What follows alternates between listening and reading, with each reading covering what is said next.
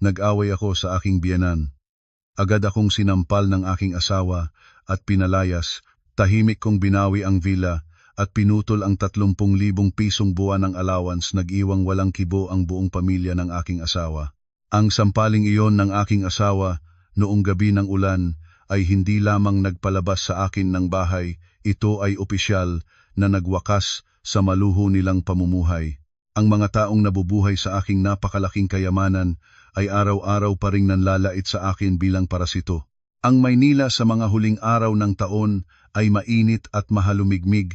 Ang amoy ng katapusang tag-araw na nalalambungan ng ulap ay pumapasok sa bawat bukas na bintana at lumilikha ng hindi mapakaling damdamin. Nakatayo ako sa maluwag na kusina ng villa sa loob ng Forbes Park.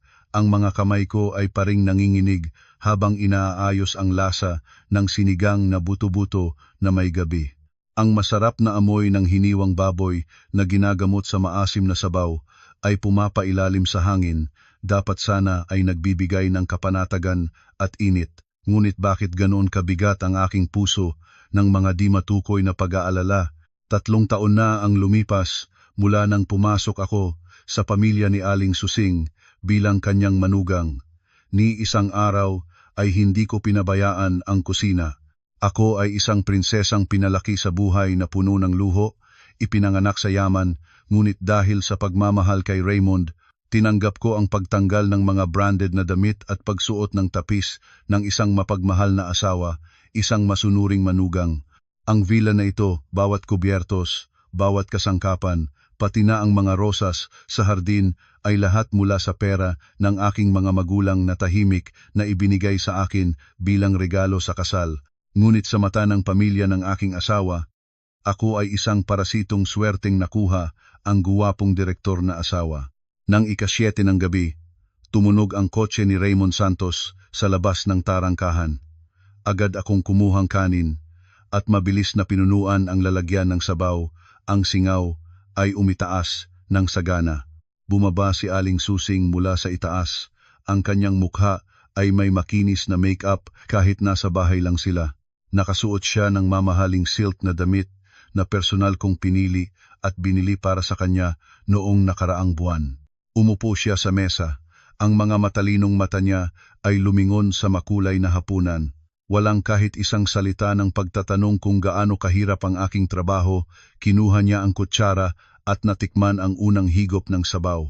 Sa loob ng 1 segundo, tumunog ang kutsara sa pinggan, isang maingay na tunog. Nilurwa ni Aling Susing ang sabaw sa makinang nasahig. Gusto mo bang patayin ang matanda kong ito? Ang sigaw niya. Paano makakalanghap ng sabaw na maalat na parang tubig dagat? Nakikitira lang dito. Ang trabaho mo lang ay magluto para sa asawa at pamilya. Hindi mo pa magawa ng maayos. Nagulat ako. Agad na lumakad para tikman ito. Malinaw na ang lasa ay tama lang, matamis at may katas. Hindi maalat tulad ng sinabi niya. Naiintindihan ko na dahilan lang ito para pagalitan ako gaya ng dati, ngunit ngayon ang daladalang pagod ay hindi na niya kayang kumpunihin sa pamamagitan ng pagtahimik at pagbaba ng ulo. Mahinahon akong nagpaliwanag. Inay, nalasahan ko at sapat lang naman po. Baka po ngayon ay may sakit ang inyong dila kaya nagbago ang lasa. Hayaan ninyo akong kumuha ng mainit na tubig para sa inyo. Iyon lamang. Ngunit parang natamaan ng tinik si Aling Susing. Pinalo niya ang mesa ng malakas. Tulalag ang sabaw sa maputlang tela ng mesa. Ngayon ay nangangahas ka na bang magsalita sa akin ng ganyan? Ang sigaw niya. Sinasabi mo bang matanda na ako at naguguluhan na o kaya ay nagsisinungaling ako tungkol sa iyo? Ang ganitong uri ng manugang pinagalitan ko na si Raymond ng maraming beses, ngunit patuloy pa rin siyang nagdadala ng walang kwentang tao na ito pauwi. Nang sandaling iyon, pumasok si Raymond sa bahay. Mabigat at galit ang kanyang mukha, marahil ang trabaho sa opisina ay hindi naging maayos. Nakita niyang galit na galit ang kanyang ina, at ang asawa niya ay nakatayo roon na nagtatanggol sa sarili. Hindi na niya sinubukang malaman kung ano ang nangyari at malakas siyang sumigaw. Anong ingay-ingay yan? Pagod na ako mula sa trabaho. Pagdating ko sa bahay ay wala pa ring pahinga. Nang makita ng kanyang ina na dumating ang kanyang anak, Agad niyang binago ang tono, naging puno ng iyak ang kanyang boses. Anak, tingnan mo yan. Sinabi ko lang na medyo maalat ang sabaw at sumigaw sa akin ang iyong asawa. Sinabi niya matanda na ako at nalilito na. Wala nang ayos ang bahay na ito. Lumingon si Raymond sa akin. Ang mga mata niya ay puno ng galit. Hindi niya nakita ang panginginig ng aking mga kamay. Hindi niya nakita ang 3 taon ng pagtitiisin sa aking mga mata. Ang nakita lang niya ay ang iyak ng kanyang ina. Clara, humingi ka ng patawad sa ina ko ngayon din, ang nagbabanta niyang boses. Tumingin ako sa kanya. Ang puso ko ay parang pinunit, ngunit pinagsisikapan ko pa rin na mapanatiling mahinahon. Hindi ako gumawa ng mali. Ang sabaw ay hindi maalat. Nanagalitan muna siya sa akin ng walang dahilan. Kahit man lang tikman mo ang sabaw bago ka humusga. Ang mga salita ko ay para bang nagdagdag ng gasolina sa apoy. Sumugod si Raymond at pinagaspas ang kanyang kamay, isang malakas na sampal sa aking kaliwang pisngi. Ang suntok ay napakalakas na nag-atubili ako at bumagsak sa malamig na sahig. Tumahimik ang aking mga tainga, naglaga ang pisngi, ngunit ang pisikal na sakit ay wala sa kung ano ang nararamdaman ng aking puso. Ang lalaking minahal ko, ang lalaking isinakripisyo ko ang aking kabataan at katayuan para maging kasama, sinalapak niya ako para sa isang sabaw na hindi naman talaga maalat. Itinuro ni Raymond ang pintuan, malamig at walang pagmamahal ang kanyang tinig. Lumabas ka ngayon din. Ang bahay na ito ay hindi nagtatago ng ganitong uri ng manugang na nangangahas sa ina. Alam mo ba kung sino ka para magpakita ng ganyang mukha sa bahay na ito? Lumabas. Nakaupo roon si Aling Susing, ngumiti ng mapaghamak habang nakita niyang nasa sahig ako. Natigilan ang paligid. Dahan-dahan akong tumayo, itinaas ang aking kamay para punasan ang bahid ng dugo sa gilid ng aking bibig. Tumingin ako kay Raymond, tumingin ng tiwid, walang reklamo, walang pagsusumamo, ngunit puno ng ganap na kabiguan. Ni isang salita ay hindi ko sinabi. Hindi rin ako tumakbo sa kwarto para mag-pack ng damit. Tumindig ako ng tuwid. Inaayos ang aking kuruhod na damit at lumingon para lumakad ng diretso patungo sa pintuan. Sa labas, nagsimulang lumaki ang ulan. Sumama ang hangin sa bawat ihip nito. Ngunit alam ko na ang bagyo sa aking puso ngayon ay libu-libong beses na mas maigting kaysa sa bagyo sa labas. Nagsara ang pintuan ng villa sa likuran ko, ganap na pinutol ang lahat ng ugnayan ng pag-aasawa. Sa loob ng 3 taon, naglakad ako sa madilim na gabi ng Forbes Park. Ang amihan ay bumabaon sa aking balat. Nakasuot pa rin ako ng manipis na damit sa bahay, paa ay may tsinelas, wala akong sombrero. Ang malamig na ulan ay sumisid sa aking buhok, dumadaloy sa aking leeg, binabasa ang aking balikat. Ngunit kakatwa, hindi ko naramdaman ang lamig. Baka ang aking puso ay nagyelo na, mas malamig pa sa pinakamalamig na taglamig. Ang mga larawan ng 3 taon ay mabilis na lumipas sa aking isipan tulad ng isang palabas na pinabilis ang takbo. Naaalala ko ang araw na sinuway ko ang aking mga magulang para pakasalan si Raymond, nagtitiwala sa tinatawag na tunay na pagmamahal na hindi nakatuon sa material na bagay. Naaalala ko ang mga gabing walang tulog na inalagaan ko si Aling Susing habang siya ay nakaospital. Ang aking mga kamay ay naghahatid ng mga pagkain, nag-aayos ng kanyang mga pangangailangan ng walang reklamo. Naaalala ko ang mga beses na lihim akong nagpadala ng pera mula sa aking sariling account patungo sa kumpanya ni Raymond para iligtas siya sa mga luluging negosyo. Pagkatapos ay nagsinungaling pa na hiniram ko ito mula sa mga kaibigan. Ano ang palitan ng lahat ng sakripisyong iyon? Isang sampal na nakapagpagalaw ng mga bituin at isang pagtataboy na parang hayop. Ngumiti ako ng mapait, isang baluktot ng ngiti sa ulan. Nagkamali ako. Nag-isip ako na ang pagiging tapat ay papalitan ng katapatan, ngunit lumabas na para sa mga taong hindi nagpapahalaga. Ang aking sakripisyo ay natural lamang isang obligasyon ng isang parasito. Mga 15 minutong paglalakad ang lumipas nang makarating ako sa bantay sa pangunahing tarangkahan ng subdivision. Ang matandang bantay ay nagulat nang makita ang aking kalooban. Mabilis siyang lumabas, puno ng pag-aalala ang kanyang mukha. Clara, bakit ka nariyan? Malakas ang ulan. Saan ka pupunta? Magpapasabay ba kita ng taxi? Umiling ako, ang aking mga ngipin ay nagtatagpo, ngunit ang aking boses ay kakaibang mahinahon. Okay lang ako, Manong. Maaari ba akong humingi ng telepono ninyo sandali? Nakalimutan ko ang akin. Mabilis na iniabot ng bantay ang kanyang lumang brick phone sa akin. Pinindot ko ang numero na 3 taon ko nang hindi tinawagan, ngunit nananatili pa rin sa aking memorya ng bawat numero.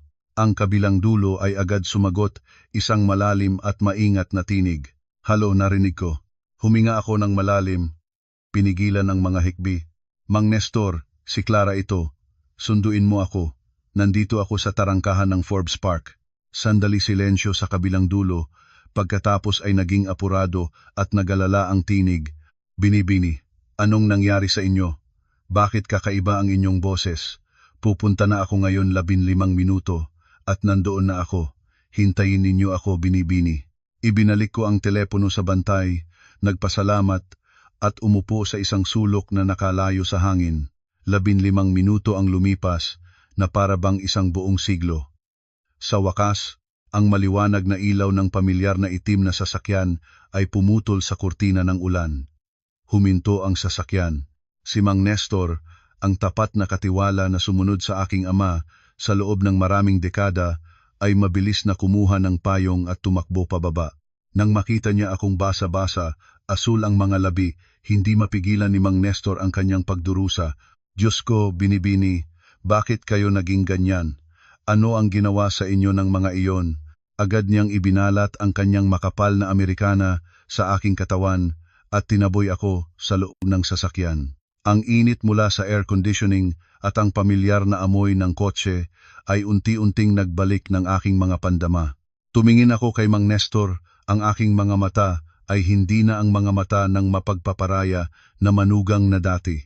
Ito ay ang mga mata ng tagapagmana ng pamilyang Santos Villanueva, malamig at matatag.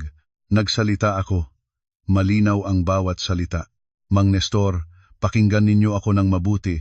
Ngayon din ay makipag-ugnayan sa bangko para itigil ang automatikong bank transfer ng 30,000 piso para kay Aling Susing bukas ng umaga. Huwag hayaang makatakas kahit 1 piso. Nudnud ng mabilis si Mang Nestor, hawak na niya ang kanyang telepono. Opo, Binibini, gagawin ko agad. Sumandal ako sa malambot na katad na upuan, isinara ang aking mga mata at nagpatuloy sa pag-utos. Pangalawa, tawagan ninyo ang Abogado Hernandez at sabihing ihanda ang mga papeles para mabawi ang villa sa Forbes Park. Gusto ko siyang nandoon bukas ng umaga para gumawa ng trabaho. At pinakamahalagang bagay, putulin ang kuryente, tubig at internet sa villa na iyon bukas sa tanghali. Ang dahilan, hiniling ng may-ari na itigil ang lahat ng serbisyo. Tumingin si Mang Nestor sa akin sa salamin, ang kanyang mga mata ay sabay na puno ng awa at kasiyahan. Huwag kayong mag-alala, Binibini. Ipapaintindi ko sa kanila kung ano ang kahulugan ng kaukulang paggalang, sobra na kayong nagtiis. Lumipad ang sasakyan sa gabi, iniwan sa likuran ang maluho ngunit malamig na villa. Alam ko na ang gabing ito ay magiging isang masamang gabi para sa pamilya ni Raymond, ngunit ito ay ang simula ng aking kalayaan. Mababawi ko ang lahat, wala ni isa mang maiiwanan, kasama na ang aking dignidad. Nang sumunod na umaga, ang mahinang sinag ng araw ay pumapasok sa kulay pilak na kurtina ng kwarto ni Raymond at Aling Susing. Sa loob ng maluho nilang villa, ang normal na takbo ng buhay ay bigla na lamang nabaligtad. Nagising si Raymond, ang kanyang ulo ay sumasakit na parang pinipigilan ng pako dahil sa lasing noong gabi. Matapos palayasin ako, naupo siya ng mag-isa at nag-inuman, nangungusap habang isinusumpa ang aking tigas ng ulo. Lumingon siya sa tabi, ang unan ko ay malamig at malungkot. Isang sandali ng pagkawala ang lumipas, ngunit agad itong napalitan ng pagmamalaki ng lalaki. Nag-isip siya, baka umuwi na sa mga magulang niya para umiyak. Tingnan natin kung gaano katagal niya mapananatili iyon. Wala akong bahay na ito, paano siya mabubuhay? Nagising na rin si Aling Susing sa ibaba. Ayon sa kanyang gawi, Nagpaupo siya sa mesa ng hapunan, naghihintay ng mainit na lugaw o champurado na lagi ko nang idinidalhe sa kanya tuwing umaga. Ngunit ngayon, ang harap niya ay walang laman, malamig at malungkot. Ang kusina ay malamig at walang apoy. Ang mga pinggan mula sa huling gabi, ang kalahati ng sabaw, ang natirang pagkain na nanatili sa lababo, hindi pa nalilinis ng kahit sino. Ang amoy ng lumang pagkain na naiwan sa buong gabi ay nagsimulang bumangon, asim at nakakainis. Kinunot ang noo ni Aling Susing habang tumatawag pataas. Raymond, Raymond, nasaan ka? Hindi pa ba umuwi ang asawa mo? Magdilim na at walang nagluluto ng pagkain, gustong patayhin ng matandakang ito sa gutom? Tamad na bumaba si Raymond sa hagdan, gusutin ang damit, ang tiyan niya ay nagrereklamo sa gutom. Tumingin siya sa makalat na bahay, naramdaman niya rin ang pagkasuklam. Tuwing araw, kahit gaano siya kalalabas ng tulog, ang bahay ay laging malinis at maliwanag, ang mga damit ay nakaayos na, ang mainit na almusal ay naghihintay. Ang kawalan ng aking mga kamay ay nagpapaging kakaibang malamig at mapanglaw ang bahay. Hayaan mo siyang umalis, inay. Huwag mo nang banggitin siya. Masakit ang aking ulo. Mag-order na lang tayo ng pagkain. Ibinaba ni Aling Susing ang kanyang labi. Kilala ko ang kanyang ugali. Baka nagtatago lang siya sa paligid dito. Hintayin nating manaba siya. Hayaan nating matuto siya. Ang ganitong uri ng walang galang na manugang ay kailangang magising sa katotohanan. Wala siyang matitirhan kung wala ang bahay na ito. Tumingin si Aling Susing sa relo sa dingding, ang maikli ay malapit nang makarating sa siyam. Nagliwanag ang kanyang mga mata ng isang matalisik na pag-asa. Ngayon ay ika-5 ng buwan. Ayon sa ugali, sa loob ng 3 taon, tuwing ika-9 ng umaga ng ika-5, magpapatungo ang telepono niya ng pamilyar na mensahe. Ang mensahe ay nagpapaalam na may nadagdag na 30,000 piso sa kanyang account. Ito ang perang sinabi ni Raymond na bonus ng negosyo na ibinibigay niya sa kanyang ina para sa pag-aalaga.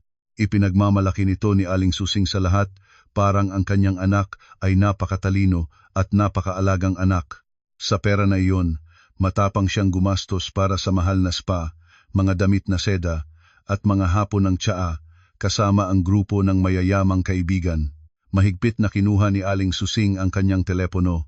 Ang kanyang mga mata ay hindi lumalayo sa screen, ang kanyang puso ay sabik na parang bata na naghihintay ng regalo. Nakatutok na siya sa isang branded na bag na may diskwento, naghihintay lang ng pera para i-click ang buy. Nag-isip siya, hayaan ang babaeng iyon si Clara. Ang pera ay lahat. Sa 30,000 piso na ito, makapagtatrabaho pa ako ng kasambahay na mas magaling kaysa sa kanya.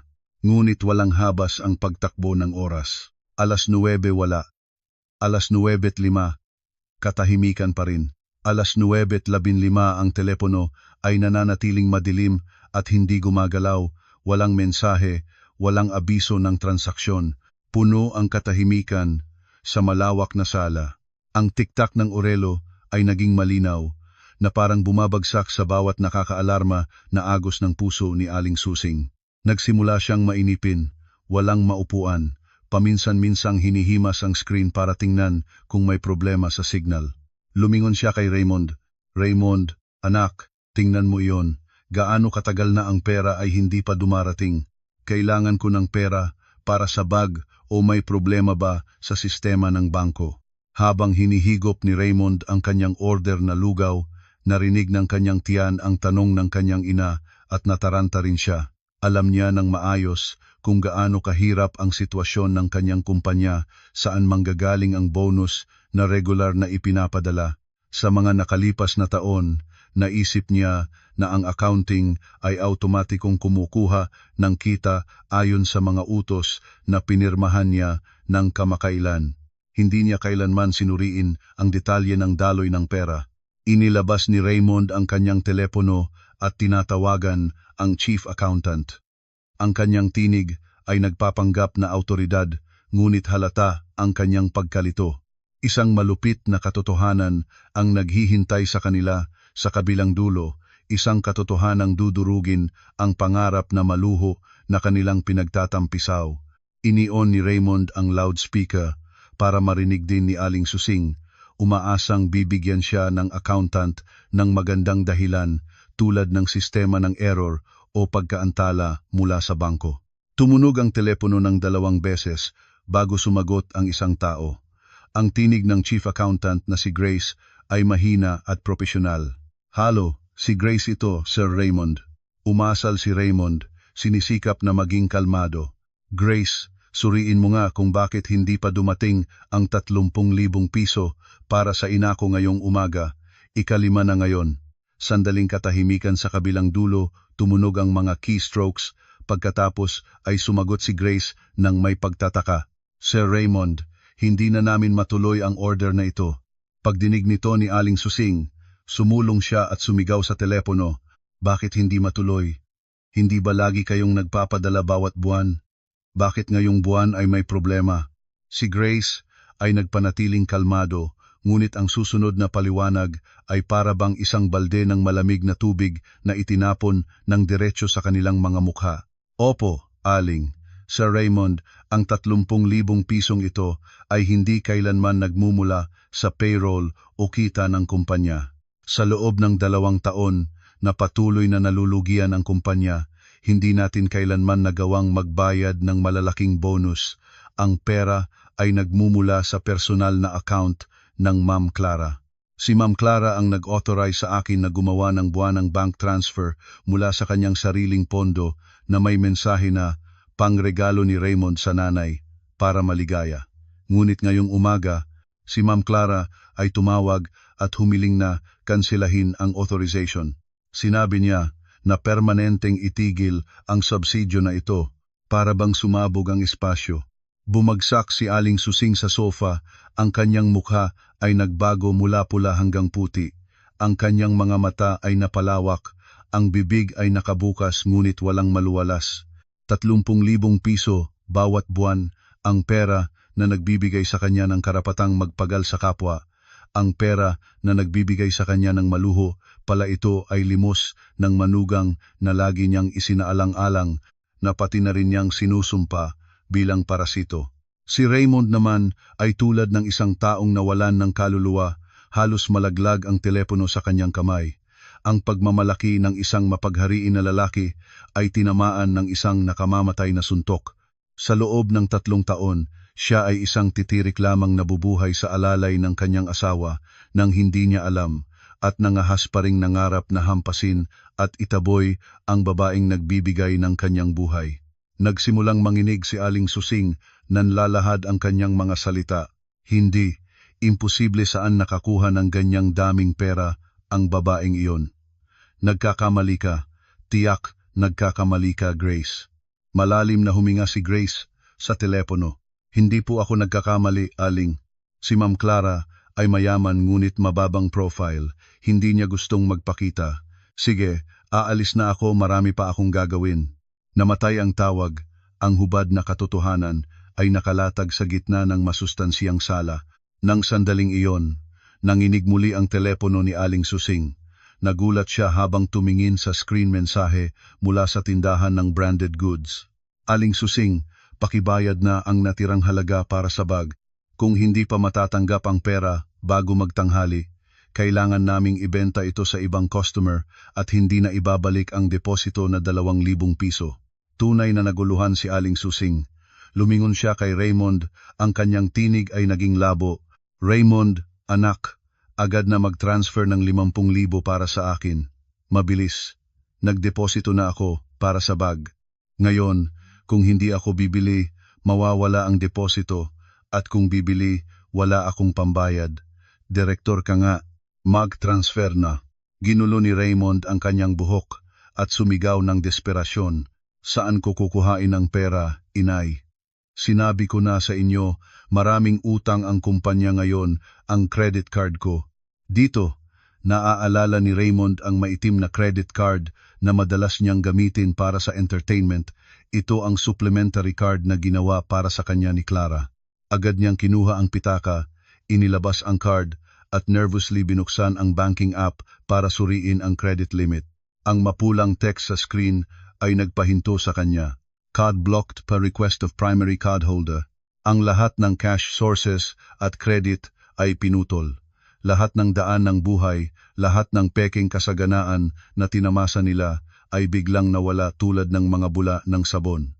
Hinawakan ni Aling Susing ang kanyang dibdib, paghingal, ang kanyang presyon ay nagsimulang tumaas. Hindi niya mapaniwalaan na matapos ang isang gabing itinaboy ang manugang, siya ay nasa kahihiyang sitwasyon na ito. Sa kalagitnaan ng tanghali, ang kaguluhan ng pamilya ni Raymond ay hindi pa nagpapahinga nang dumating ang isa pang sakuna.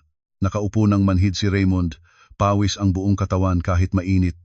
Nakahiga si Aling Susing sa sofa, basang tela ang nasa noo, ang kanyang bibig ay walang tigil na nagrereklamo na matsarin si Clara. Bigla, ang malaking 85-inch na TV na nagpapalabas ng balita ay biglang pumatay. Ang nanginginig na bentilador sa kisame ay huminto. Ang espasyo sa loob ng bahay ay biglang naging madilim dahil ang automatikong relo ng bintana ay huminto rin tinatakpan ng buong liwanag mula sa labas. Nagulat si Aling Susing at naupo, malakas na nagtanong, nawalan ba ng kuryente? Paano mawalan ng kuryente sa ganyang mahal na subdivision? Raymond, tawagan mo agad ang management, nag-aalala na lang at biglang madilim pa. Nagsagap si Raymond sa dilim, binuksan ang flashlight ng kanyang telepono. Tamad na lumakad papunta sa kusina para kumuha ng inumin, ngunit nang ibukas ang gripo ng water purifier, wala ni isang patak ng tubig.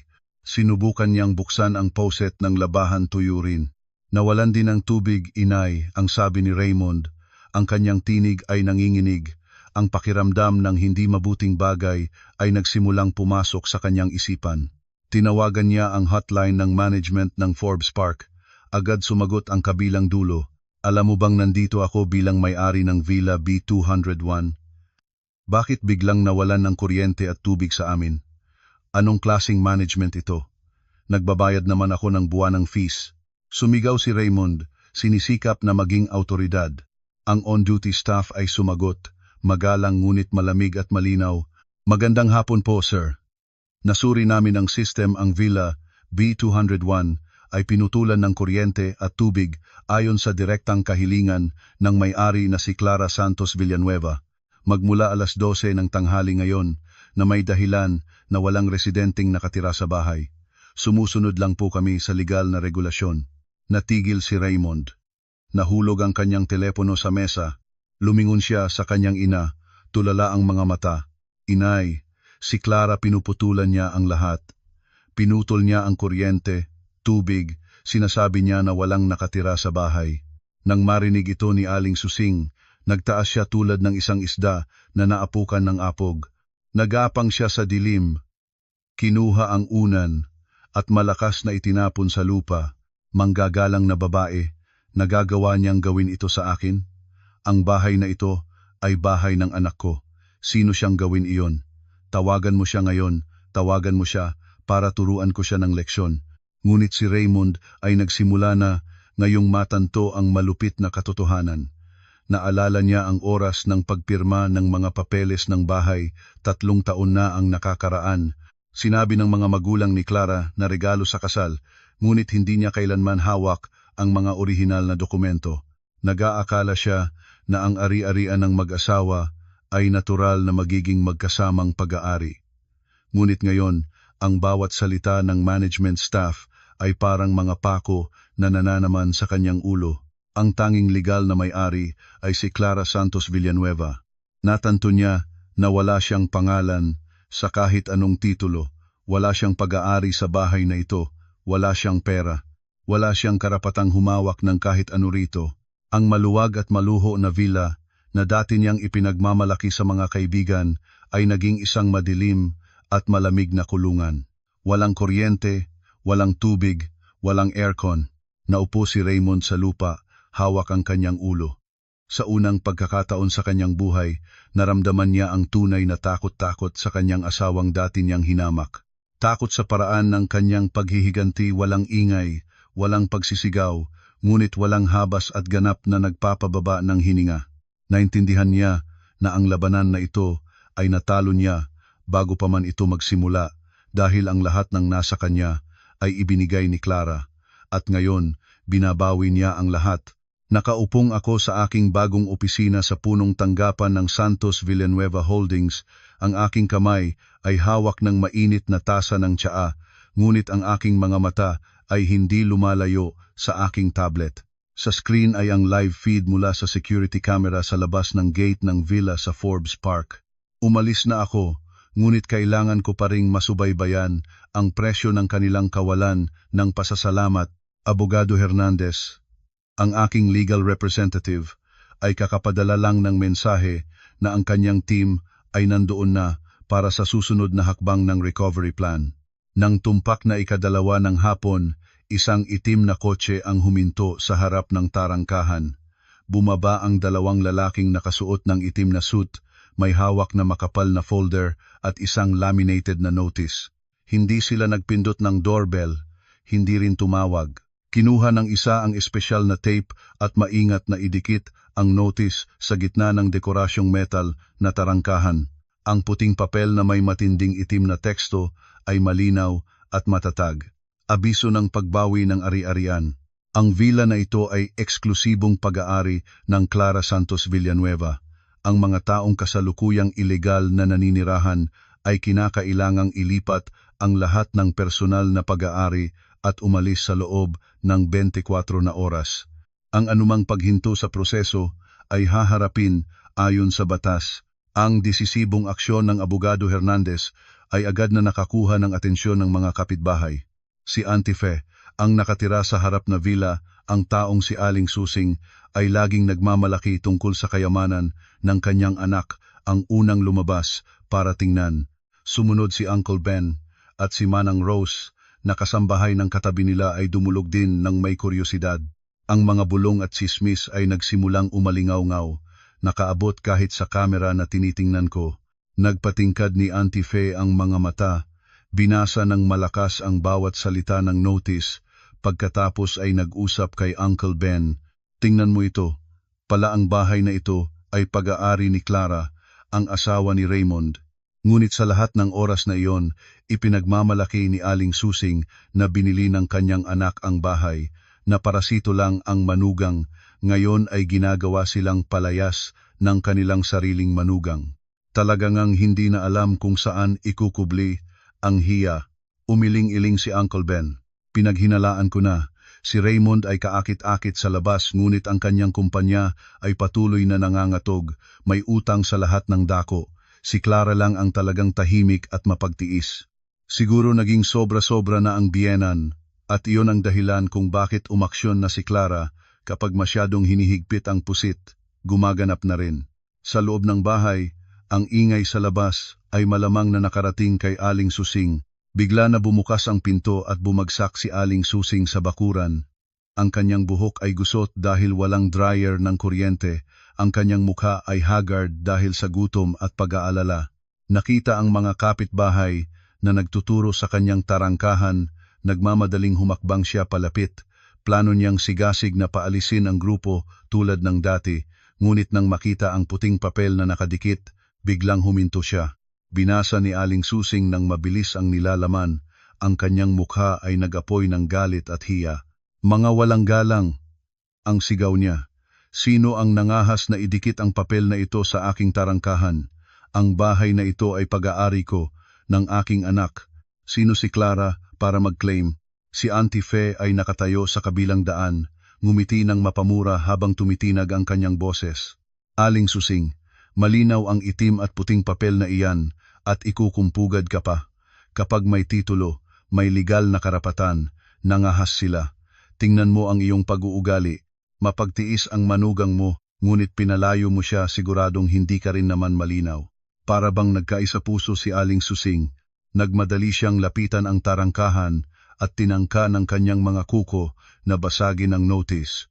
Ngunit nagsawa na si Abogado Hernandez. Ang papel ay laminated ng matibay at nadikit ng industrial grade na pandikit. Habang mas nag-scratch si Aling Susing, mas tumatamaan ang kanyang mga kuko. Nabasag ang mga ito ngunit ang papel ay nanatiling buo tulad ng isang hamon na naroroon. Lumabas din si Raymond ngayon, nakita ang kanyang inang baliw na nag-scratch sa tarangkahan ng walang pag-asa habang ang mga kapitbahay ay nanonood na parang isang palabas. naramdaman niya ang kahihiyan. Ang pagmamalaki na dati niyang pinagsikapang itayo ay bumagsak sa kanyang harapan. Tumakbo si Raymond upang humawak sa kamay ni Aling Susing, ang kanyang tinig ay labo. Inay, huwag na. Huwag mo nang gawing panggagawa ang mundo sa atin. Pumasok na tayo. Pumihit si Aling Susing at malakas na sinuntok ng kamay ang dibdib ni Raymond, umiiyak at nagsusumbong. Tingnan mo kung ano ang ginagawa ng iyong asawa sa atin. Nilagyan niya ng papel ang tarangkahan para ipaalis tayo. Tawagan mo siya ngayon at iutos sa kanya na tanggalin ang plug na ito. Hindi ko matatanggap ang ganitong kahihiyan. Tumingin ako sa lahat ng ito sa screen. Walang pagmamahal sa aking puso. Sa loob ng 3 taon, kailanman ba nilang inisip ang aking dignidad nang pinagalitan nila ako sa harap ng mga kasambahay? Kailanman ba nilang inisip ang aking damdamin nang ginawa nila akong alipin? Ito ang simula lamang. Isinarado ko ang tablet at lumingon sa aking assistant para ihanda para sa susunod na board meeting. Ang aking buhay mula ngayon ay hindi na mag-aaksaya para sa mga hindi karapat-dapat. Sa loob ng villa na madilim dahil pinutulan ng kuryente, ang napakasiksik at matinding hangin ay nagtatakip sa lahat. Hinila ni Raymond si Aling Susing papasok, malakas na isinara ang pintuan para hindi makita ng mga usyosong kapitbahay. Ngunit kahit sarado ang pintuan, ang malupit na katotohanan ay naroroon pa rin sa kanilang harapan. Nakatira sila sa bahay na hindi sa kanila. Iniwan ni Raymond ang kamay ng kanyang ina at naglakad ng pabalik-balik sa sala, pawis ng kahiyahiya sa katawan.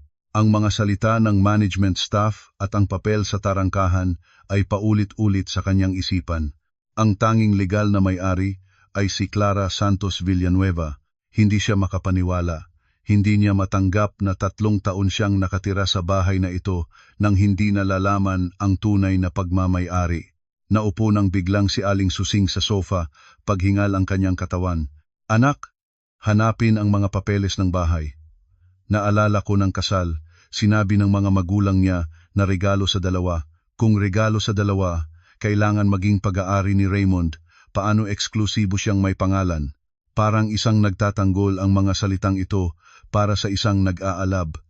Nagmadali si Raymond pataas sa opisina sa 2nd palapag. Naalala niya ng kasal ang mga magulang ni Clara ay nagbigay sa kanya ng simbolikong gintong susi. Ngunit hindi niya kailanman hawak ang orihinal na dokumentasyon. Nag-aakala siya na kapag mag-asawa na sila, sino ang may pangalan ay pareho lang. Dagdag pa, sa kanyang pagmamalaki, nahihiya siyang tanungin ang kanyang asawa tungkol sa ari-arian, natatakot na magmukhang manhid. Nagsaliksik si Raymond sa drawer ng desk, ngunit wala siyang nakita kundi mga lumang papel ng kumpanya. Naaalala niya ang fireproof safe na nakabaon sa dingding ng kwarto. Doon inilalagay ni Clara ang pinakamahalagang mga dokumento. Ang password ng safe ay ang kanyang kaarawan. Sinabi ito ni Clara sa kanya katagal na, ngunit hindi niya kailanman napag-isipang tingnan kung ano ang laman nito. Nanginig na pinindot ni Raymond ang mga numero ng kanyang kaarawan. Click! Ang mabigat na pintuan ng safe ay bumukas sa loob ay walang cash, walang ginto o mamahaling alahas. Isang makapal na folder lamang nakaatas sa loob ng pulang leather envelope. Kinuha niya ang folder. Ang kanyang mga kamay ay nanginginig nang halos mahulog ito. Sa unang pahina ay ang titulo ng lupain at property, ang Transfer Certificate of Title. Binuksan niya ang pahina at ang mga titik na nakatutok sa pangalan ng may-ari ay tumingin sa kanya, malinaw at matalas, Clara Santos Villanueva. Inilipat ni Raymond ang mga pahina mulit-muli, hinahanap ang kanyang pangalan sa lahat ng dako ng dokumento pahina 1 hanggang 4 kahit sa notes section. Wala ni isa mang Raymond ang nakita niya, ang pangalan ni Clara lamang. Kasama ng titulo ay isang notarized na dokumento na malinaw na nagsasabi, kasunduan sa pagbibigay ng eksklusibong ari-arian bago ang kasal. Ang petsa ng pagpirma ay 1 linggo bago sila nagrehistro ng kasal. Ganap na gumuho si Raymond. Naupo siya sa malamig na sahig, nalaglag ang titulo mula sa kanyang mga kamay. Pala ang mga magulang ni Clara ay nag-isip ng maaga para protektahan ang kanilang anak. Ibinigay nila sa kanya ang susi, ibinibigay ang karapatang gumamit, hindi ang karapatang magmay-ari. Masyadong naive at palalo ang kanyang pag-iisip na ang pagpapakasal sa mayamang babae ay natural na pagmamay-ari rin ng kayamanan ng babae. Nagmadali si Aling Susing pataas mula sa ibaba, nakita ang kanyang anak na nakaupo ng manhid at kinuha ang papel mula sa kanyang kamay. Nagsuot ng reading glasses, binasa ng maingat ang bawat salita.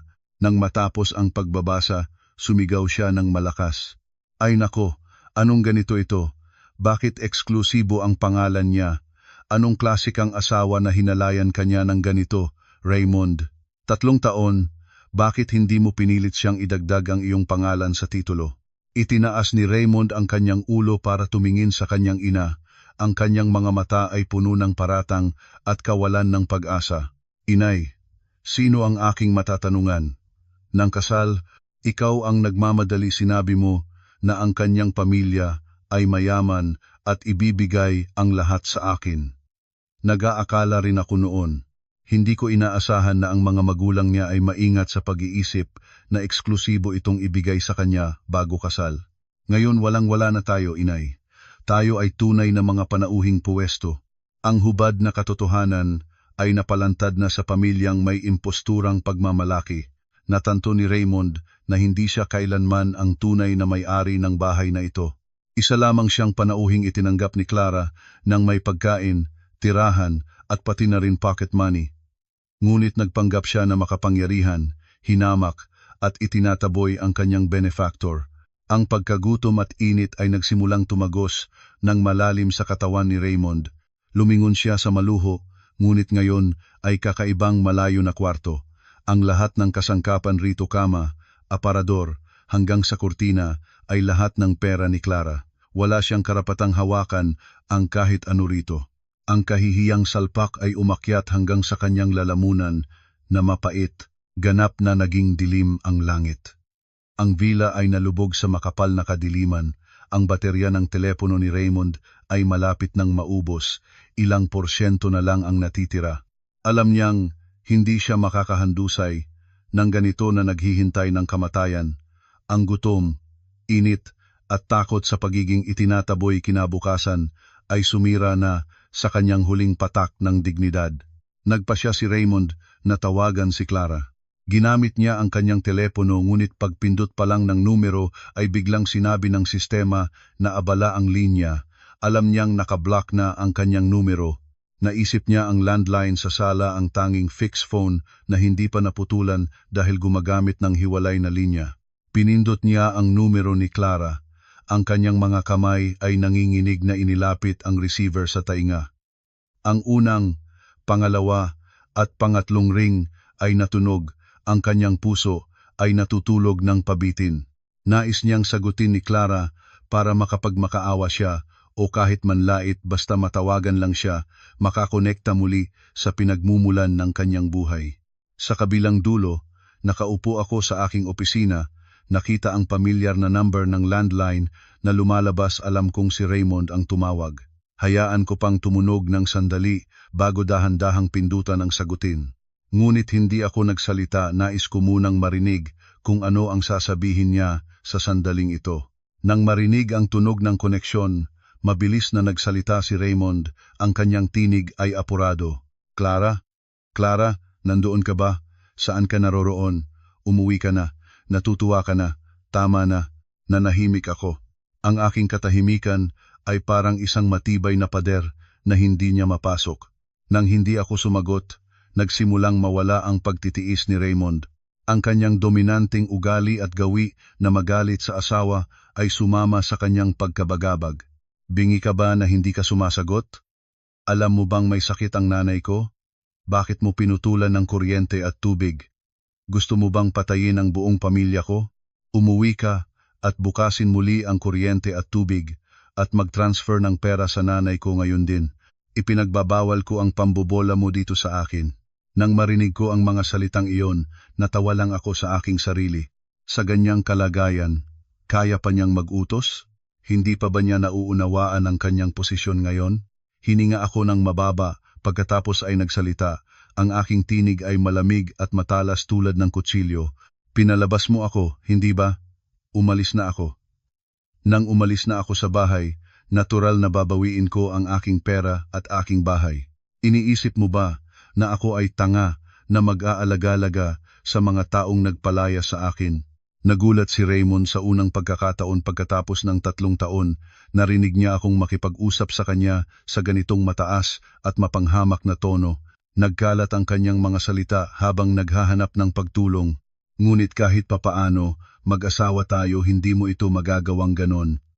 Nilalabag mo ang batas, ito ay family abuse. Tumawa ako, isang mapait na tawa na umalingaw-ngaw sa telepono at nagpanginig kay Raymond. Family abuse? Nakalimutan mo na ba ang sampal kahapon ng gabi? Nakunan ng kamera sa loob ng bahay. Raymond, tungkol sa batas, ang aking abogado ay gumagawa ng lahat ng tama sa proseso. Bukas na mauubos ang 24 na oras. Kung hindi pa kayo nakaalis, wag na ninyong sisihin ako sa hindi paggalang sa nakaraan. Sumigaw si Raymond. Clara, magagawa mo iyon, gagawin mo ito at ikukuha kita. Ako ay... Ano ang gagawin mo? Wala kang pambayad ng abogado, Raymond. Ang iyong utang sa bangko ay bahana sa iyong ulo. Mas mabuting paunlarin mo na ang iyong lakas para lumipat. Pagkatapos ng mga salitang iyon, nagbaba ako ng tawag ng buo. Hindi ko nais pang marinig ang isa pang salita mula sa duwag na lalaking iyon. Inilagay ko ang telepono sa mesa. Ang aking puso ay magaan na parang pinutol na ang nakakasakal na bukol na sumabit sa akin sa loob ng 3 taon, talagang nakakapreskong pakiramdam. Sa kabilang dulo ng linya, narinig ni Raymond ang walang katapusang tut-tut. Pinukpok niya ng malakas ang receiver sa mesa, nabiyak ito. Lumingon siya kay Aling Susing na nakaakmang nakatago sa kumot, ang kanyang mga mata ay gawa-gawang walang anino. Inay, hindi siya uuwi. Sinasabi niyang bukas siya magpapadala ng tao para itaboy tayo talaga. Nawala na siya sa ating buhay. Ang buong bahay ay nalubog sa isang katahimikang kamatayan. Ang gabing ito ay ang huling gabi nila sa villa, ngunit magiging ito ang pinakamahabang gabi ng kanilang buhay. Nang sumunod na umaga, 8:00, naubos na ang 24 na oras ng notice. Umuulan pa rin ng bahagya, ang lamig ng umaga ay lalo pang pinataas ang tensyon. Sa harap ng tarangkahan ng villa, huminto ang 2 truck na puno ng profesional na security ng kumpanya na Aguila Security. Nangunguna si Abogado Hernandez kasama ang isang notaryo para idokumento ang kalagayan. Nakaupong ako sa kotse na nakapark sa kaunting distansya mula roon, tinitingnan ang lahat sa bintana ng sasakyan. Hindi ko gusto ang direktang pakikipagtaas ng boses sa kanila, ngunit kailangan ko ring tiyaking ang lahat ay nangyayari ayon sa plano. Pinindot ng security team ang doorbell, walang sumasagot. Isang profesional na locksmith ang lumapit at binuksan ang tarangkahan sa loob lamang ng 30 segundo. Pumasok ang buong pangkat sa loob ng bakuran, ang kanilang kilos ay marangal at seryoso. Bumukas ang pangunahing pintuan ng bahay. Lumabas sina Raymond at Aling Susing, gusot ang damit, madilim ang mga mata matapos ang isang gabing walang tulog. Nang makita ang buong security team ni Abogado Hernandez, natakot si Aling Susing at nagtago sa likod ni Raymond. Lumapit si Abogado Hernandez at inilabas ang legal na writ. Magandang umaga, Raymond, Aling Susing. Naubos na ang 24 oras na abiso, hindi ninyo kusang loob na pinagpalaya ang lugar. Hinihiling ng aking kliyente na si Clara Santos Villanueva na matulungan kayong lumipat. Ipinagpapalit sa inyo na magpak ng inyong personal na pag-aari kaagad. Nagpanggap na matatag si Raymond. Wala kayong karapatang pumasok sa aking bahay, tatawagin ko ang pulisya. Ngumiti ng mahinahon si Abogado Hernandez. Tumawag lang. Mayroon kaming kumpletong legal na dokumento at naipaalam na rin sa lokal na police station ang bagay na ito. Ito ay isang sibiliyang hindi pagkakaunawaan at isinasagawa namin ang karapatan ng legal na may-ari. Ngayon, ang mayroon kayong 30 minuto para mag-pack. Nang malaman nitong walang magagawa, yumukod si Raymond at tahimik na hinila si Aling Susing papasok. Sinubaybayan ng security team ang bawat galaw nila. Nang makita ni Aling Susing ang mamahaling imported na sofa set na dati niyang labis na gustong kunin, agad niyang inutusan ang mga security guard. Mga kaibigan, bawasang dalhin ang set ng sofa na ito sa aming truck at pati na ang TV. Lumapit ang team leader ng security at inilabas ang mahabang listahan. Humihingi ng paumanhin, ma'am. Ayon sa aming listahan ng ari-arian, ang sofa set na ito ay binili gamit ang credit card ni Clara Santos Villanueva noong Hunyo ng nakaraang taon. Ang 85-inch na TV na ito ay binayaran din ni Clara Santos Villanueva sa pamamagitan ng bank transfer. Ang lahat ng ari-ariang ito ay pag-aari ni Clara Santos Villanueva. Hindi ninyo ito maaaring isama sa inyong dala. Nawala sa tinig ni Aling Susing. Ano? Ngunit dati ko naman itong ginagamit. Ang paggamit ay hindi nagbibigay ng pagmamay-ari. Ma'am, maaari ka lamang magdala ng iyong personal na pag-aari, lumang damit, gamit sa kalinisan. Lahat ng kasangkapan, electronics at dekorasyon ay dapat manatili. Lumuha si Aling Susing sa kainis. Tumakbo siya sa wine cabinet at sinubukang kunin ang mga mamahaling bote ng imported na alak. Ang alak na ito ay binili ng aking anak. Maaari ko ba itong dalhin? Umiling muli ang security guard at itinuturo ang receipt sa folder. Nagsisisi, ngunit ang mga bote ng alak na ito ay binayaran mula sa account ni Clara Santos Villanueva sa imported wine shop noong nakaraang Pasko. Pakiiwan na lang po. Nakatayo si Raymond doon nang pula ang mukha. Natanto niya na ang bawat piraso ng kagamitan sa bahay na ito, kahit ang pinakamaliit na bagay, ay may bakas ng pera ni Clara. Walang kahit isang bagay ang nabili niya gamit ang kanyang sariling pera. Sa katapusan, matapos ang 30 minutong paghahanap, ang lahat ng kayang ipon ng dalawa ay 3 malaking itim na plastic bag na puno ng lumang damit at ilang maliliit na kagamitan. Walang TV, walang sofa, walang imported na alak. Hiniwalayan sila ng security team sa labas ng pintuan at malakas na isinara ang tarangkahan sa likuran nila. Ang tunog ng kandado ay tulad ng nagsasabing tapos na ang isang malupit na dula. Nakatayo sina Raymond at Aling Susing sa gitna ng kalsada, hawak ang kanilang mga bag ng damit, ang malamig na hangin ay humihip at nagpapagulong ng kanilang gulong na buhok. Ang mga kapitbahay ay lumabas na naman para manood. Ang kanilang mga mata ay hindi na nagpapakita ng peking paggalang tulad ng dati, kundi ng paghamak at awa. Umiling-iling si Uncle Ben at nagsabi sa kanyang asawa, "Iyan, nagpakasama ng huli, ngayon ay kaliwat kanan ang sagabal." Nang marinig ito ni Aling Susing, ibinaba niya ang kanyang ulo at hinila ang braso ni Raymond para mabilis na lumayo. "Mabilis na, anak, dito tayo tatayo para pagtawanan. Humingi ng taxi, bilisan mo." Nakatayo si Raymond sa gitna ng drizzle. Inilabas ang kanyang telepono para mag-book ng sasakyan, ngunit wala nang natitira sa kanyang account. Napilitan siyang magpara ng isang dumadaan na taxi.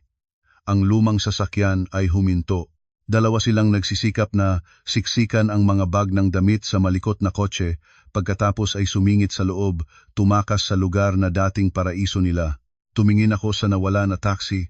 Wala akong nararamdamang daloy sa aking puso. Ginawaan ako ng hudyat para lumayo ang aking driver. Ang palabas na ito ay natapos na, at ako ang nagwagi.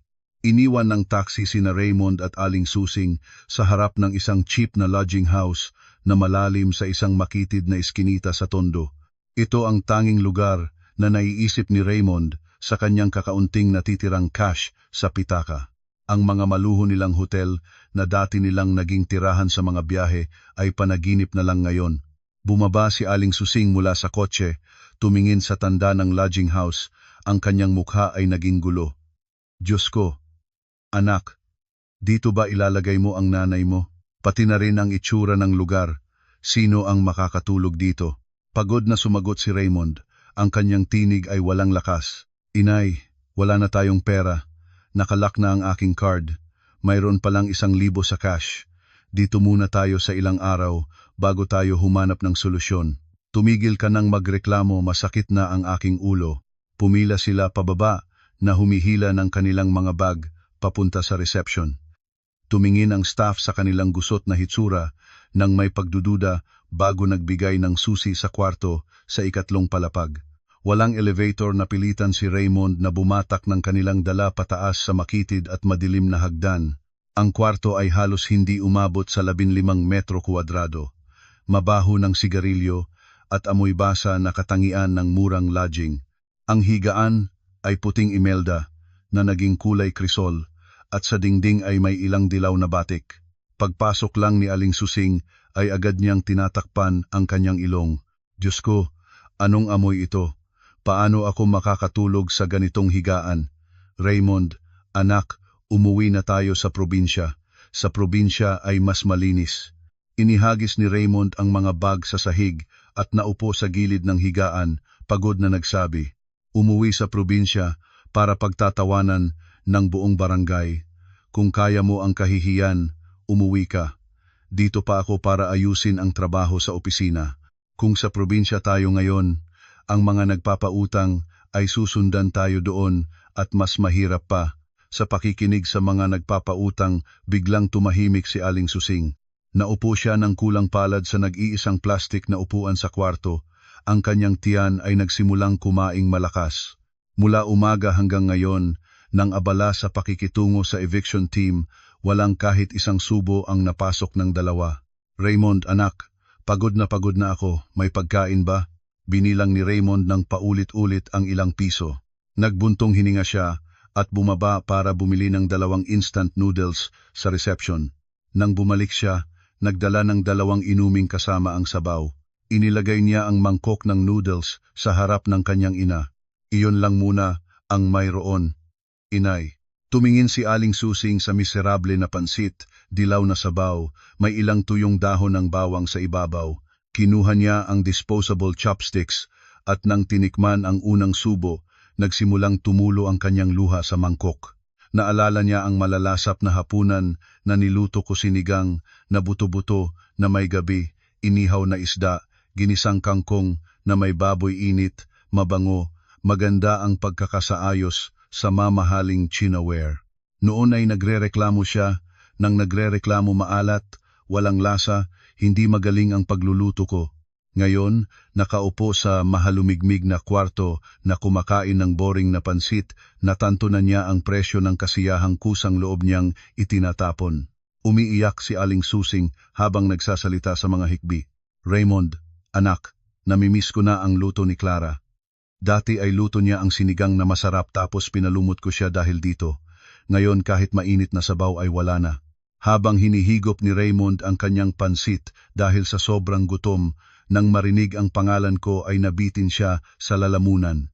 Naalala niya ang pakiramdam ng pag-uwi niya sa bahay at sinusundo ko siya, tinatanggal ang kanyang Amerikana, naghahatid ng malamig na inumin. Naalala niya ang malinis at mabangong bahay. Naalala niya ang aking lambot at pati na rin ang mga beses na lihim akong naglalagay ng pera sa kanyang pitaka para may ipantrato siya sa mga kaibigan. Nawala niya ang lahat hindi dahil sa aking kalupitan, kundi sa kanyang sariling pagkabigo at kawalan ng pasasalamat. Sumigaw si Raymond para itago ang pagsisisi. Kumain ka na, inay. Huwag na siyang banggitin. Kahit magsisi tayo ngayon, late na. Mabilis na kumain at matulog. Bukas ay kailangan pa akong pumasok ng maaga sa opisina para tingnan kung anong nangyari. Narinig ko na ang mga partner ay mabilis na nag-aalis ng puhunan. Ang unang hapunan ng buhay na wala si Clara ay dumaan sa luha at mabigat na katahimikan. Sa labas, patuloy na umuulan. Ang tunog ng ulan sa yero ay laging pinalo nakakakilig at malungkot. Samantalang sa isang lugar sa lungsod, naupo ako sa maluho at kasiyasiyang hapunan kasama ang isang baso ng pulang alak, nagsisimula na sa pagtatamasa ng aking libreng buhay. Ang batas ng karma ay hindi pinalampas ang kahit isino at mas mabilis itong dumating kaysa sa kanilang inaasahan. Sa Lunes ng umaga, ang kalangitan ng Maynila ay maulap, nagbabala ng papalapit na bagyo. Naupo ako sa opisina, sa pinakamataas na palapag ng Santos Villanueva Holdings Tower, dahan-dahang ininom ang mainit na kape at tumingin pababa sa maalon na pulutong ng tao sa ibaba. Ngayon ay hindi na ako ang nakakulong sa kusina na masisibang asawa. Ngayon ay opisyal na akong bumalik bilang Clara Santos Villanueva, ang nag-iisang tagapagmana at Executive Vice President ng Santos Villanueva Holdings. Sa aking desk ay isang makapal na folder na may pangalang Santos Construction, ang personal na kumpanya ng aking asawa, kung saan siya ay laging nagmamalaki bilang isang napakagaling na direktor. Ngunit sa katotohanan, 70% ng kapital ng kumpanya na iyon ay ang pera na lihim kong ipinasok sa ilalim ng pangalan ng venture fund ng Santos Villanueva Holdings. Ang mga malalaking proyektong natanggap ni Raymond sa loob ng 3 taon ay lahat dumaan sa aking pagpapalakas na nag-aayos at nagbibigay ng pinakamaraming pagkakataon. Pinindot ko ang intercom para sa Legal Department Head, RC, agad na magpadala ng notice ng pagtatapos ng pakikipagtulungan at pag-withdraw ng investment mula sa Santos Construction. Dahilan: paglabag sa financial commitment at mahina ang kakayahan ng management. Sabay na ipaalam sa lahat ng supplier ng materyales sa ating network na itigil ang delivery para sa panig na iyon. Gusto ko ang resulta bago magsampung ng umaga. Sa kabilang dulo, mabilis na sumagot si RC. Opo, Vice President, natapos ko na ang draft at ipapadala ko na ngayon. Sa parehong oras, sa opisina ng Santos Construction, ang isang tunay na lindol ay nagaganap na. Bagong papasok si Raymond matapos ang 2 gabing pahinga sa murang lodging. Umaasa siyang ang trabaho ang magiging huling tagapagtanggol, ang lugar kung saan maaari siyang kumita ulit ng pera para mag-rent ng maayos na silid para sa kanyang ina at patunayan sa akin na hindi niya ako kailangan. Ngunit pagdating niya sa lobby, puno ng kaguluhan ang espasyo na kakaiba. Nagkakumpulan ng mga empleyado, paulit-ulit na nagtutunog ang mga telepono. Tumakbo papunta sa kanya ang kanyang personal secretary, pala ang mukha, hawak ang makapal na dokumento. Direktor, malaking problema. Ngayong umaga, maraming partner ang tumawag para kanselahin ang kontrata. Ang supplier ng semento at bakal ay nagsabi na titigil ang delivery kung hindi natin babayaran ang lumang utang ngayon mismo. Sinabi nilang may direktiba mula sa head office. Kinuha ni Raymond ang mga papel, malawak na mga mata ang nagbabasa. Sumigaw siya, walang katuturan ito. Maayos ang ating negosyo, bakit sila biglang nagbabago? Tawagan si George sa Santos Villanueva Holdings. Mabuti ang aming relasyon. Siguradong may misunderstanding. Nervously na pinindot ni Raymond ang numero para kay George, ang taong laging inakala niyang protektor ng kanilang kumpanya. Ngunit hindi alam ni Raymond, si George ay isang senior assistant lamang na nagpapatupad ng aking mga utos. Ang sagot ni George sa kabilang dulo ay malamig at malayo. Magandang umaga, Raymond. Nakatanggap kami ng direktiba mula sa board. Nagpasya kaming itigil ang lahat ng pakikipagtulungan sa Santos Construction. Ang opisyal na sulat ay naipadala na sa inyong email. Sumigaw si Raymond sa telepono. George, hindi mo ito magagawa sa akin. Tayo ay kasama na sa loob ng maraming taon. Bakit bigla nitong tinatapos ang kontrata? Sino ang nag-utos? Gusto kong makita ang chairman. Maingat na tumawa si George. Ang kanyang sagot ay tulad ng nakamamatay na saksak sa puso ni Raymond. Gusto mong makita ang gumagawa ng desisyon? Sige. Ang pumirma sa order ng pag-withdraw ng investment at embargo ng inyong kumpanya ay ang bagong vice president ng aming kumpanya, si Clara Santos Villanueva. Siguradong pamilyar sa iyo ang pangalang iyon, hindi ba? Nalaglag ang telepono ni Raymond sa sahig, nawarak ang screen. Ang pangalan na Clara Santos Villanueva ay tumunog tulad ng kidlat sa maliwanag na langit, ang kanyang asawa. Ang babaeng pinunan ng kanyang oras sa kusina. Ang babae na tinatawag niyang parasito, siya pala ang nagtatangan ng buhay ng kanyang kumpanya. Lalo si Raymond nang natitisod, tumatama sa gilid ng desk. Naalala niya ang mga beses na nahirapan ang kumpanya. Sa kapital, lagi akong nagpayo sa kanya na maging matiyaga at nagsasabing may makakatulong. Pala ako ang protector na iyon. Ginamit ko ang lahat ng aking yaman at reputasyon para alagaan siya, para maipagmalaki niya ang kanyang sarili sa mundo. Ngunit ginantihan niya ako ng mga sampal at walang habas na pagtataboy. Bumukas ang pintuan ng conference room. Ang head accountant ay pumasok ng may seryosong mukha. Direktor, nakatanggap ng tawag mula sa bangko na nagsasabing naka-freeze ang company account dahil sa overdue. Hinihingi nilang bayaran ng buo ang loan na 3 milyong piso ngayon din kung hindi ay mag-cease ng ari-arian. Bumagsak si Raymond sa upuan. Ang lahat ay nahulog ng mabilis tulad ng domino tiles. Wala ang kapital ng Santos Villanueva Holdings. Nawala ang supply chain. Sinasakal ng bangko ang Santos Construction ay opisyal na nasa dead end na. Bangkarota na siya. Ang lahat ng huling pagmamalaki ng isang lalaking haligi ng pamilya ay nag-iba at naging usok. Habang pinagalabang ni Raymond ang bangungot sa kanyang opisina, isang ibang problema ang sumalubong mula sa kanya, paboritong kapatid na babae, si Princess. Si Princess ay 22 taong gulang, huling taon na estudyante sa isang pribadong universidad, ngunit mas madalas pa siyang nag-aaksaya ng panahon kaysa mag-aral. Hindi pa siya nakakaalam ng tungkol sa sakuna ng pamilya. Sa nakalipas na 2 araw, kasama siya ng mga kaibigan sa isang maikli na paglalakbay sa Cebu Grupo ng mga batang nagpapanggap na mayaman. Nang tanghaling tapat, bumalik si Princess sa Maynila. Sa halip na umuwi agad, nagpunta siya sa isang magarang bar sa Malate para ipagpatuloy ang kasiyahan kasama ang mga kaibigan. Nagtitiwala pa rin si Princess na ang supplementary credit card na ibinigay ko sa kanya para sa pambili ng gamit ay gumagana ng normal. Nag-order siya ng imported na alak, imported na prutas, binayaran ang buong mesa ng mga kaibigan niya para magpakita. Ang ingay ng musika, pag-ikot ng kulay na ilaw, ay nagpakalimot kay Princess ng lahat. Nang matapos ang lahat, inilabas ng server ang bill, ang kabuuang halaga ay umabot sa 20,000 piso. Nang may estilo ay inilabas ni Princess ang malakas na itim na card at inilagay sa bill holder. 5 minuto ang lumipas. Bumalik ang bar manager.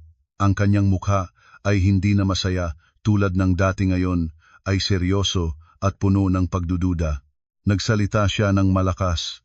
Naririnig ng lahat ng kaibigan ni Princess. Humihingi ng pasensya, Princess, ang inyong card ay tinanggihan. Sinabi ng machine na nakalak ang card o kulang na ang credit limit. Pakibayad ng ibang paraan o ng cash. Nalaki ang mata ni Princess sa pagkagulat, namula ang mukha sa hiya sa harap ng mga kaibigan. Ano bang sinasabi mo? Ang card na ito ay may halos 1 milyong piso na limit na ibinigay ng aking kunyata. Paano ito mailak? Pakibasa muli. Maingat na binasa muli ng manager sa harap ni Princess, ang machine ay nag-beep at nag-print ng transaction failed. Nagsimulang mangusap ang mga kaibigan. Isang kaibigan na may kulay dilaw na buhok ang mapamuriang nagsabi, "Ay naku, iniisip ko na mayaman, pala naubos na ang credit card. Kung walang pera, sabihin mo sana sa amin ng maaga, hindi na sana naging ganito." Naging mainit ang mukha ni Princess, agad na tinawagan ako. Ngunit, siyempre, naka-block na ang lahat ng miyembro ng kanilang pamilya. Tinawagan niya si Raymond, ngunit basag na ang telepono niya noong umaga. Tinawagan niya si Aling Susing, ngunit natutulog ito sa lodging house. Hindi makausap ang kahit sino. Ilang daan lang ang cash sa kanyang bag. Nagsimulang matakot si Princess. Nang mapansin ng bar manager ang mga palatandaan ng pag-iiwas, binigyan niya ng signal ang 2 malaking security guard na harangin ang 2 dulo ng mesa. Nagbabala ang manager, "Kung hindi kayo magbabayad, kailangan naming dalhin kayo sa precinct." Halos umiyak si Princess sa takot, nagmamakaawa. "Sandali lang, tatawagin ko ang aking kuya. Ang kuya ko ay CEO ng isang construction company, marami siyang pera." Sa huli, napilitan si Princess na tawagan ang isang lumang kaibigan ni Raymond para magpadala ng mensahe sa kanya. Natanggap ni Raymond ang balita na nakaheld si Princess sa bar dahil sa hindi pagbabayad, habang siya ay tahimik na nakaupo sa parke dahil ayaw niyang bumalik sa lodging house. Nagulo ng hawak ang ulo, wala na siyang piso sa pitaka, nawalan na siya ng lahat. Naalala niya ang mga loan shark na nakilala niya sa mga social events. Wala na siyang ibang paraan para mapalaya ang kapatid sa kulungan. Tinitimang ngipin, pinindot niya ang numero na nakadikit sa poste malapit doon. Mabilis na pautang, walang collateral. 30 minuto pagkatapos, nandoon na si Raymond sa bar, na may hawak na cash na may napakataas na interes. Bayad ang singil sa harap ng mapanghamak na tingin ng staff at mga kaibigan ni Princess. Pagkalabas sa bar, biglang sinampol ni Raymond ang pisngi ni Princess sa gitna ng matao na kalsada. Alam mo ba kung gaano ako naghihirap ngayon at patuloy mo pa rin ginagawa ito para sa akin? Nawala na ang bahay, wala na ang pera, nag-utang pa ako sa loan shark para sa iyo, ngayon ka pa, tarantado.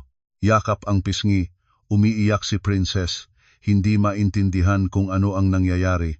Hinila ni Raymond ang kanyang walang kwentang kapatid, papunta sa isang lumang motorsiklo na hiniram sa tanggapan ng security at dinala niya ito pabalik sa sirang lodging house kung saan naghihintay si Aling Susing. Opisyal na ang muling pagtitipon ng pamilya sa kabigatan ng utang. Ang balita ng pagbagsak ng Santos Construction at ng pagtataboy ng pamilya mula sa Forbes Park Villa ay kumalat ng mabilis sa mundo ng negosyo at sa social media. Ang paborita ni Raymond na kasamahan si Vivian, siyempre ay hindi nalalaman ang lahat. Si Vivian ay isang praktikal, matalisik at walang habas na babae. Nakipag-ugnayan siya kay Raymond dahil sa pera, dahil sa mga mahal na regalo at masustansiyang mga biyahe. Ngayon natuyo na ang balon ng ginto, wala na siyang dahilan para manatili. Nang hapon ng araw na iyon, nagtago si Raymond mula sa kanyang ina at kapatid at pumunta sa studio apartment na inupa niya para kay Vivian, umaasa na makakahanap ng kaunting kaaliwan. Inakala niyang kahit paano ay maawaing man si Vivian sa kanya dahil siya ay mapagmahal sa kanya.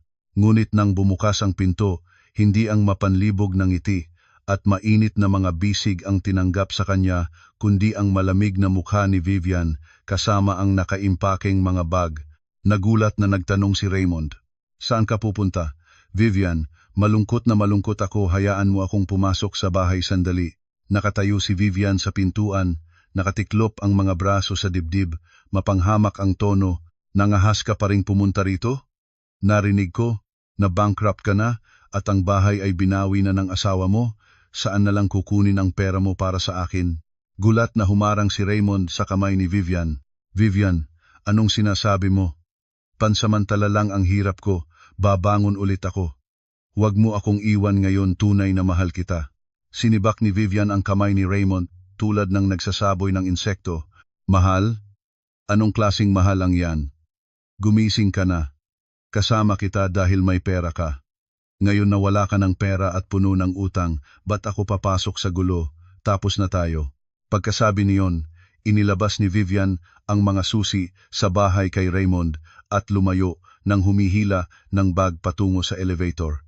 Hindi man lang siya lumingon. Nakatayo si Raymond sa gitna ng hallway, ang kanyang puso ay nasisira. Natanto niyang nawala siya ng mapagmahal na asawa at sinibak siya ng mistress. Ngunit hindi doon natapusin ang kalupitan ni Vivian. Alam niyang wala na siyang halaga para kay Raymond, ngunit nais pa rin niyang kumita mula sa sitwasyong ito. Pagkaalis sa kondo, tinawagan ni Vivian ang hotline ng opisina ni Abogado Hernandez. Ang mabilis na pagpupulong ay nagaganap sa isang diskreto na kafe. Inilagay ni Vivian sa mesa ang isang USB drive. Sa loob nito ay lahat ng ebidensya na si Raymond ay nagnakaw ng pondo ng proyekto, gumawa ng pekeng resibo para alisin ang pera ng kumpanya sa loob ng 2 taon. Ginamit niya ang pera para sa aking mga regalo at para alagin ang iba pa. Sa tingin ko ay kailangan ito ni Clara para matiyak na hindi na mabangon pa si Raymond. Kinuha ni Abogado Hernandez ang USB drive.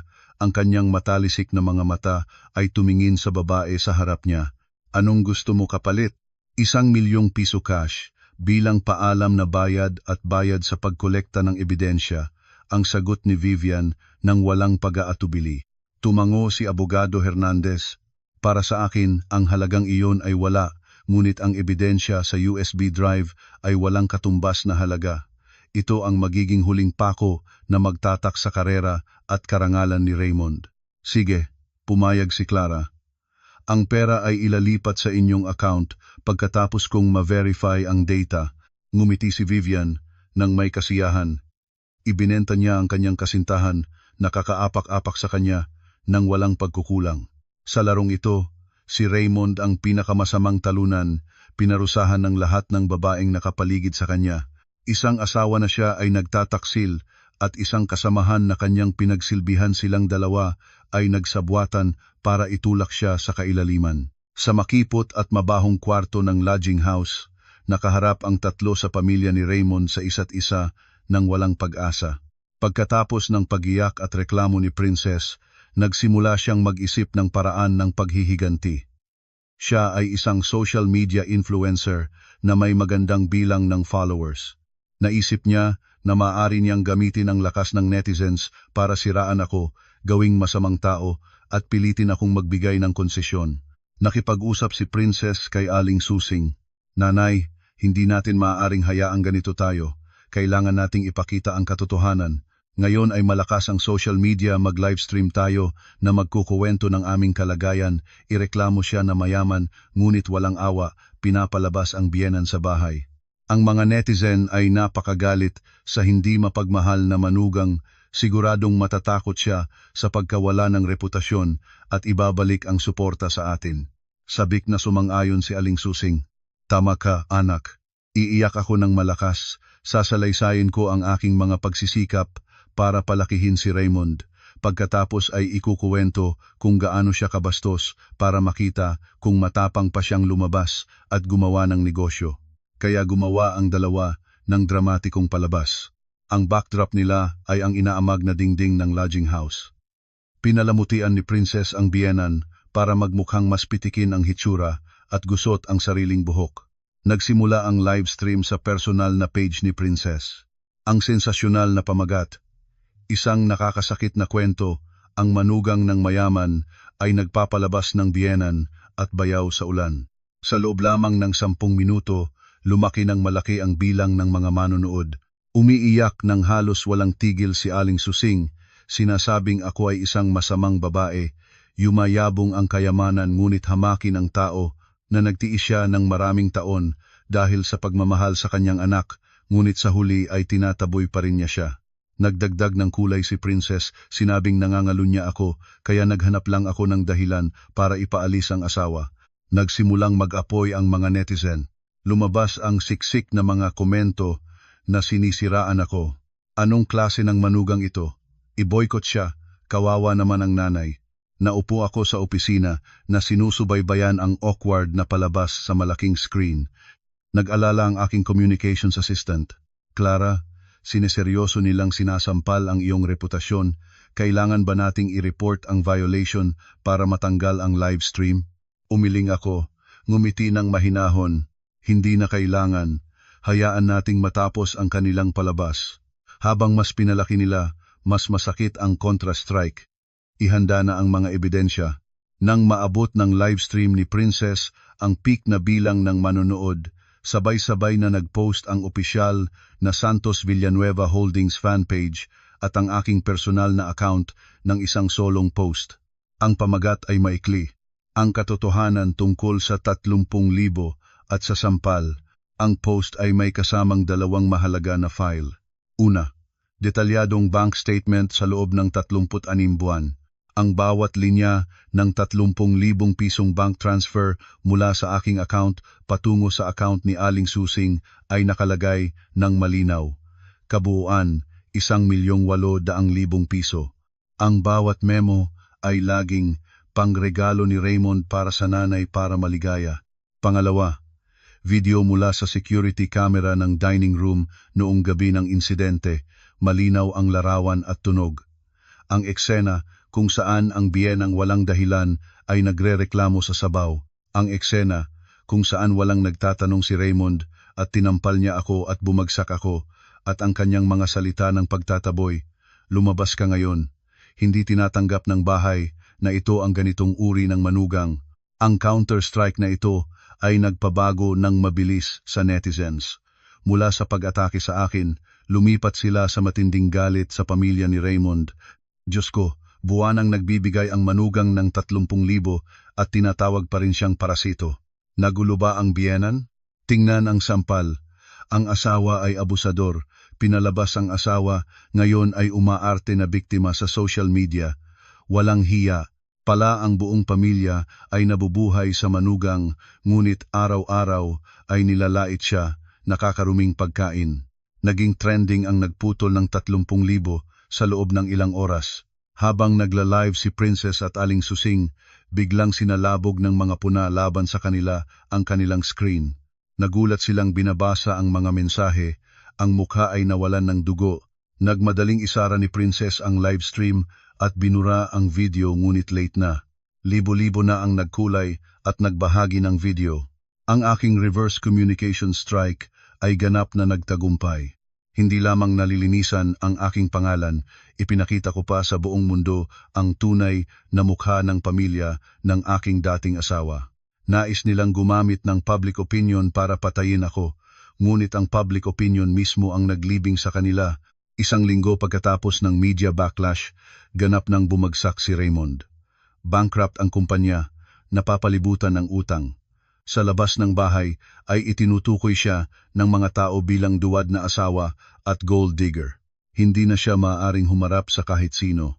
Araw-araw ay nakakulong siya sa silid ng lodging house, tinatangkilik ang sakit at pagsisisi.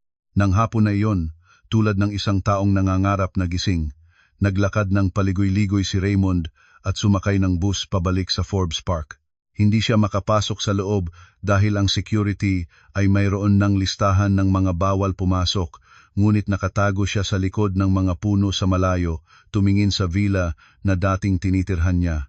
Tumigas na ang ulan, ang maliwanag na sikat ng hapon ay kumikislap sa bahay at nagpapaganda rito. Bumukas ang tarangkahan, ang maluho at itim na SUV ay dahan-dahang lumabas sa pangunahing kalsada, bahagyang nababa ang bintana.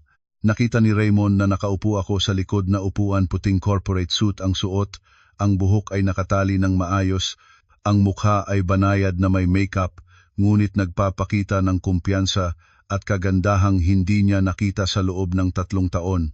Masaya akong nakikipag-usap sa telepono, ang attitude ng isang matagumpay na businesswoman. Ang kaibahan sa pagitan namin sa sandaling iyon ay walang awa. Nakaupong ako sa maluho at maaliwang sasakyan, puno ng yaman at karangalan. Siya naman ay nakatago sa likod ng puno, kulubot ang damit, may balbas na hindi nagasupan, walang kahit isang pisong natitira sa bulsa. Naalala ni Raymond ang mga araw nang kasama niya ako sa bahay noon, ay maganda rin ako at mahusay, ngunit itinago ko ang lahat ng iyong ganda para maging background niya. Tinanggap ko ang pagsuot ng simpleng damit sa bahay, tinanggap ang pangalan ng parasito para mapagmalaki niya ang kanyang sarili sa mundo. Napakarami ko siyang minahal, napakarami akong inialay. Ngunit ano ang ginawa niya?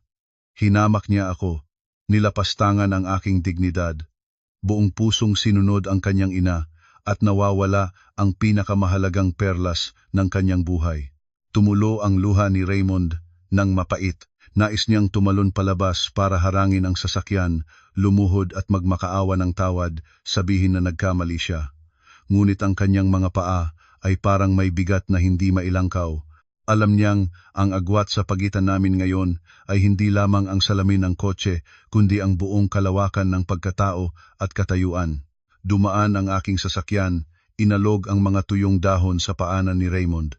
Tila lumingon ako sa direksyon ng puno, isang maikling tingin, pabaya tulad ng pagtingin sa isang estranghero sa tabi ng kalsada. Pagkatapos ay nagpatuloy ako sa pag-uusap.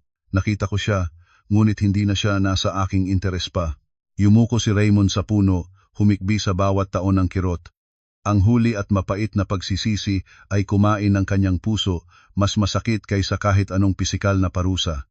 Ginasak niya ang kanyang sariling kaligayahan. At ngayon ay kailangan niyang bayaran ito sa natitirang buhay sa pagkukusa at walang hanggang panghihinayang.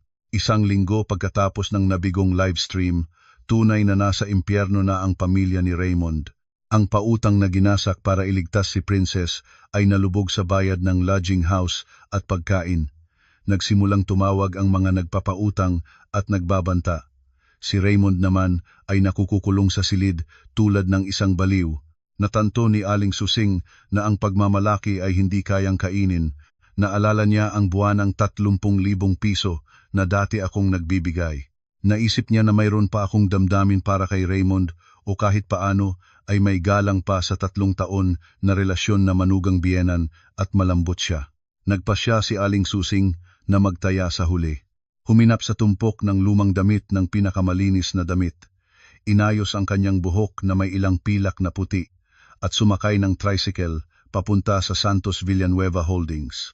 Nakatayo sa harap ng matayog na tower sa sentro ng Maynila, si Aling Susing ay napilitan ng takot.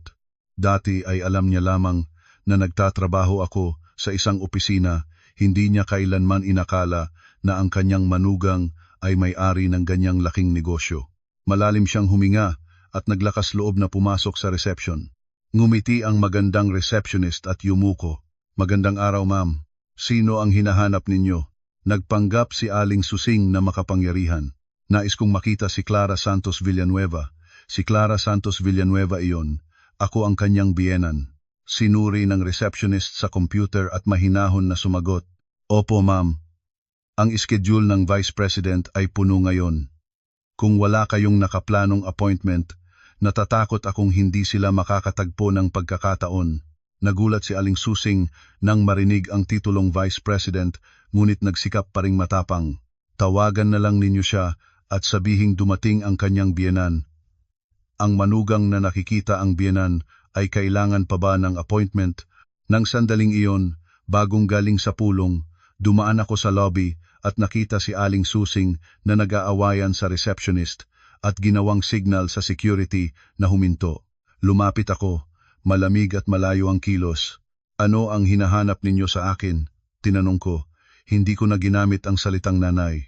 Lumingon si Aling Susing at nang makita niya ako sa makapangyarihang suit na paligid ng mga assistant at security, biglang nagbago siya, naging mga napakababa at kakatwa. "Clara, bata. Pumunta ako para bisitahin ka. Pwede ba akong paakyat sa iyong kwarto para mag-usap?"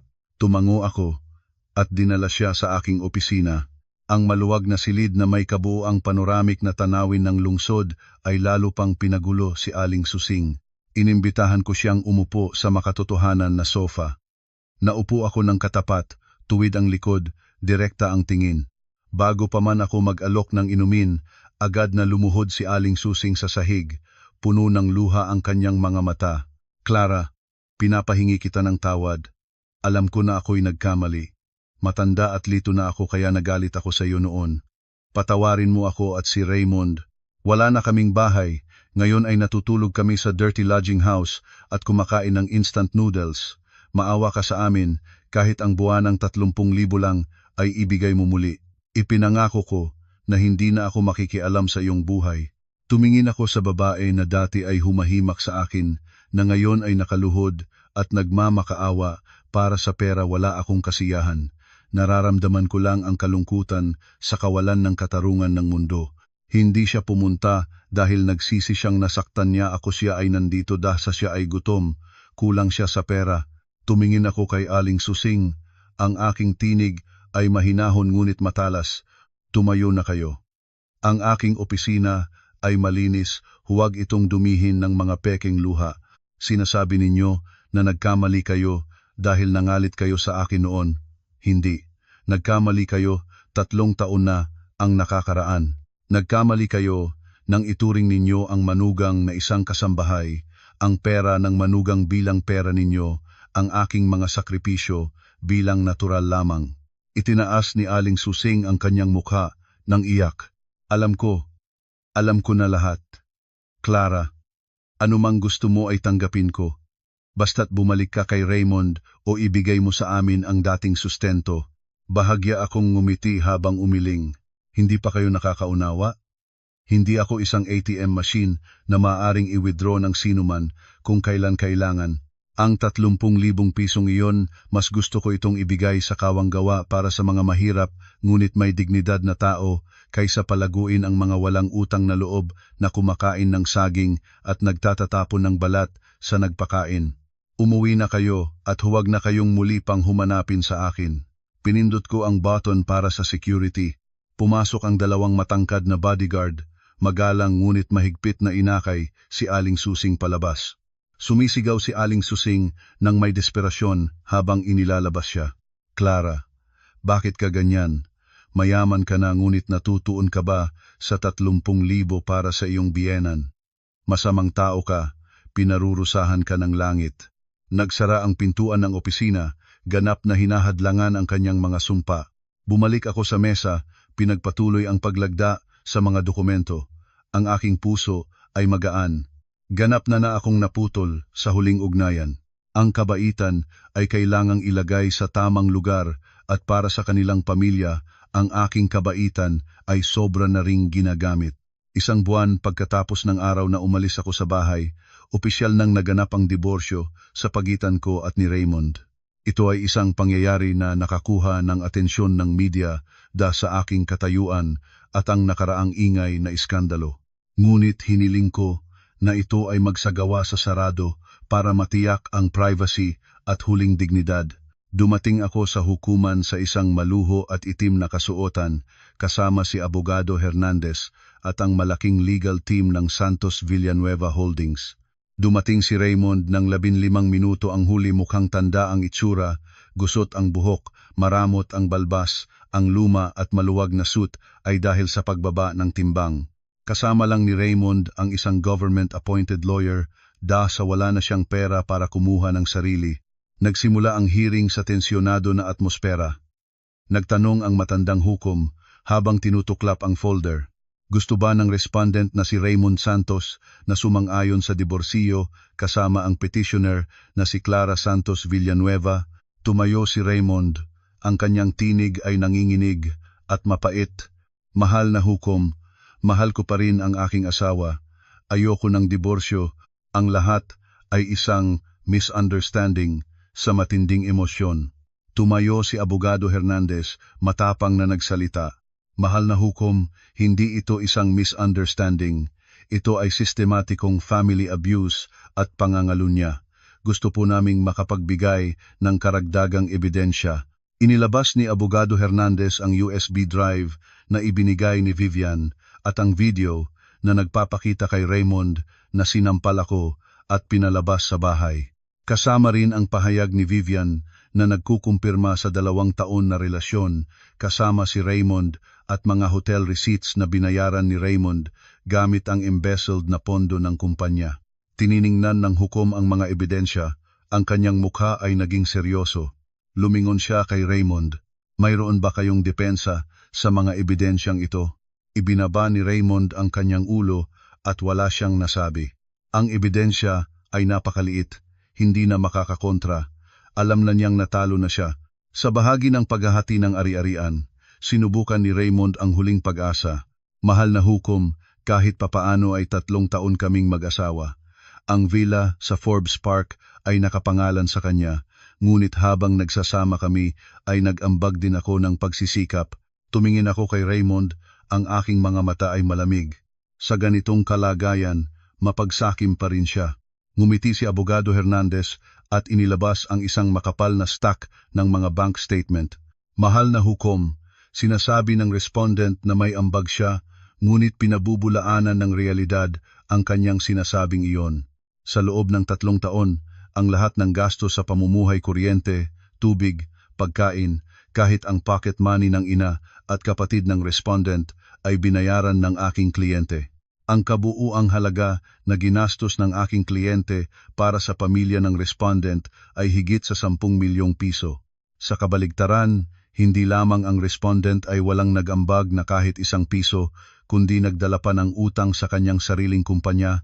Pinilit ang aking kliyente na maging garantor. Kasalukuyan, ang personal na utang ng respondent sa mga loan sharks at bangko ay umabot na sa halos 10 milyong piso. Kung hahati-hatiin ang ari-arian, hinihiling namin na pantay na hatiin ang utang na ito. Nang marinig ang tungkol sa paghahati ng 10 milyong piso na utang, namutla si Raymond. Nagmadali siyang umiling. Hindi na ako hihiling na hati-hatiin ang ari-arian. Sumasang-ayon ako sa diborsyo, aako na ako sa utang ko. Malakas na tumunog ang martilyo ng hukom, nagtapos sa isang trahedyang kasal. Ipinag-utos ng korte na tanggapin ang petisyon ng diborsyo ng Clara Santos Villanueva at Raymond Santos. Ang personal na ari-arian ng bawat isa ay mananatili sa bawat isa. Si Clara ay hindi mananagot sa kahit anong utang ni Raymond. Ang utos na ito ay magkakabisa kaagad. Tumayo ako at naramdaman ang pagbibitiw ng napakalaking bato na dating nagpabigat sa aking dibdib sa loob ng 3 taon. Lumabas ako sa silid ng hukuman nang hindi man lang isang beses na lumingon kay Raymond. Bumagsak si Raymond sa mesa, hawak ang ulo gamit ang 2 kamay, ang mga balikat ay nanginginig. Nawala sa kanya ang asawa, bahay, dignidad, at ngayon ay opisyal na siyang isang may utang na walang labas. Hindi makalipas ng matagal matapos na makaalis sa korte, ang pinakamalaking parusa ng buhay ni Raymond ay dumating. Ang mga kamalian sa pamamahala ng kumpanya ay hindi lamang nananatili bilang sibiliyang pagkalugi. Sa mga ebidensyang ibinigay ni Vivian at ang pagpasok ng Financial Crimes Investigators, si Raymond ay kinachargean ng malaking tax evasion at pagpapeking mga opisyal na dokumento para makakuha ng bank loan.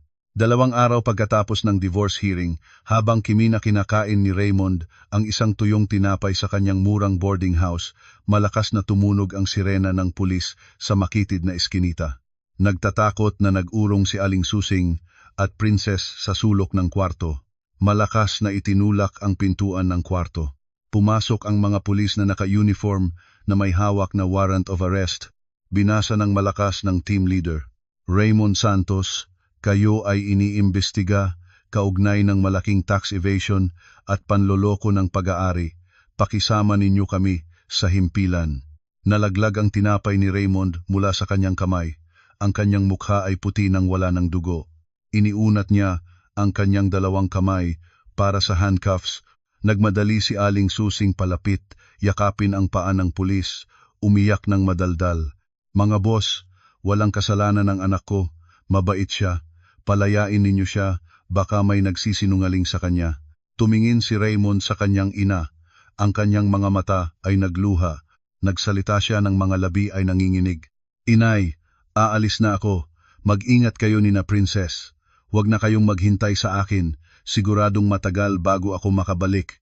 Umuwi na kayo sa probinsya. Huwag na nandito sa lungsod. Inilabas si Raymond sa gitna ng mga bulong at tsismis ng mga residente ng eskinita. Ang imahe ng dating mayabang na direktor ngayon ay haggard, suot ang handcuffs na inakay sa delivery truck, naging isang babala para sa buong baryo. Sa detention cell, sa pagitan ng 4 na malamig na dingding at madilaw na ilaw, naupo si Raymond nang nag-iisa. Dumating ang gabi, ang lamig at kalungkutan ay pinalibutan siya. Naalala niya ang mga masayang araw kasama ko. Naalala ang masustansiyang sinigang na kanyang itinatapon. Naalala ang malambot na mga kamay na nagpapahid ng mga balikat niya tuwing pagod siyang umuwi. Kung sana noong araw ay hindi niya sundin ang kanyang ina. Kung sana ay pinarangalan niya ang katapatan ng kanyang asawa. Kung sana ay hindi siya masyadong sakim at palalong palabas. Libo-libo kung sana ang lumabas sa isipan ni Raymond, ngunit lahat ay masyadong huli na. Sa katabi niyang cell, isang preso ay pabaya-bayaang kumanta ng kanta tungkol sa nanay at pamilya. Ang malungkot na awitin ay lalo pang lumalalim sa sugat ng puso ni Raymond. Yumukod siya, nag-iyak ng paulit-ulit. Ipinalit niya ang tunay na kaligayahan para sa mga panlikhang ilusyon. At ngayon ang babayarin ay ang kalayaan at ang buong buhay sa harap niya sa likod ng rehas. Matapos masalantad si Raymond, si Aling Susing at Princess ay tulad ng ulang walang ulo. Ang mga nagpapautang ni Raymond ay patuloy na dumadating para manggulo, nagtatambak ng pintura at nagtatatapon ng bagoong sa pintuan ng boarding room. Natakot ang may-ari ng bahay at sila ay pinalayas. Walang matirhan sa Maynila, wala ng pera, napilitan silang ibenta ang kanilang smartphone at ilang bagong damit para makabili ng bus ticket pauwi sa probinsya. Ang makalumang bus ay nagdala sa kanila palayo sa lungsod, ang lugar kung saan nila pangarap ang isang marangyang buhay na walang katapusan. Pagdating sa pintuan ng barangay, hinatak ni Aling Susing ang kanyang basag na payong para takpan ang kalahati ng kanyang mukha, natatakot na makilala ng mga pamilyar. Ngunit sa probinsya, mas mabilis kumakalat ang balita kaysa hangin. Ang kwento ni Raymond na nakulong, ang tungkol kay Aling Susing na pinalabas ng mayamang manugang dahil sa kasakiman at kasalanan, ay naging paksa ng buong baryo. Ang lumang bahay sa probinsya na iniwang 3 taon ay bulok na at guguho. Ang damo ay matangkad na. Ang atip ng niyog ay butas na. Tuwing umuulan ay batas na ang tubig sa loob. Ang mga kasangkapan sa loob ay may makapal na alikabok at saranggagamba na nagtatakip sa mga daan. Nakita ni Aling Susing ang gubol na larawan at nanginig. Umupo sa bintana na puno ng lumot. Naalala ang mainit, malinis at mabangong villa sa Forbes Park. Ang malupit na kaibahan sa pagitan ng nakaraan at kasalukuyan ay nagpapahirap sa kanya tulad ng asin sa luka ng puso. Habang naglilinis si Princess, nagreklamo siya. Kasi nanay, dati ay maayos ang lahat at pinag-away mo pa rin si Clara. Ngayon ay nakulong si Raymond. Hindi natatapos ang aking pag-aaral, kailangan naming bumalik sa walang kwentang lugar na ito. Nakita mo ba kung paano mo sinira ang aming lahat? Sumigaw ng galit si Aling Susing. Ikaw naman, napakagaling mo. Gumastos ka ng walang pigil, lagi kang nasa bar at sa mga grupo. Kung nagtipid ka sana, hindi tayo magiging ganito. Nagluwal ako sa sakit para sa inyo at ganito ang sinukli ninyo sa akin. Nagsalita ng sigawan ng dalawa, ang ingay ng pag-aaway ay umalingaw-ngaw sa tiwalag na eskinita. Ang mga kapitbahay na dumadaan ay iling-iling at hindi na nakitid. Walang pumasok para bumati. Ang buhay pagkatapos niyon ay isang serye ng impyernong araw. Napilitan si Aling Susing na maghugas ng pinggan sa mga handaan sa barangay para kumita ng kaunting pera para sa bigas. Si Princess, ang dating prinsesa na sanay sa kasaganaan, ay napilitang maghanap ng trabaho bilang manggagawa sa malapit na manufacturing plant. Ang mga kamay na dati ay may makulay na manicure ay naging magaspang at magasingdah sa karayom at alikabok ng tela. Tuwing hapon ay dati na nakaupo si Aling Susing sa dulo ng eskinita na tumingin sa pangunahing kalsada patungo sa lungsod. Naalala niya ang dating maaliwalas na tunog ng mensahe na nagpapaalam ng pera buwanang dumadating, 30,000 piso. Ang pera na noon ay itinuturing niyang natural at maliit. Ngayon ay isang napakalaking kayamanang hindi na niya maaaring pangarapin.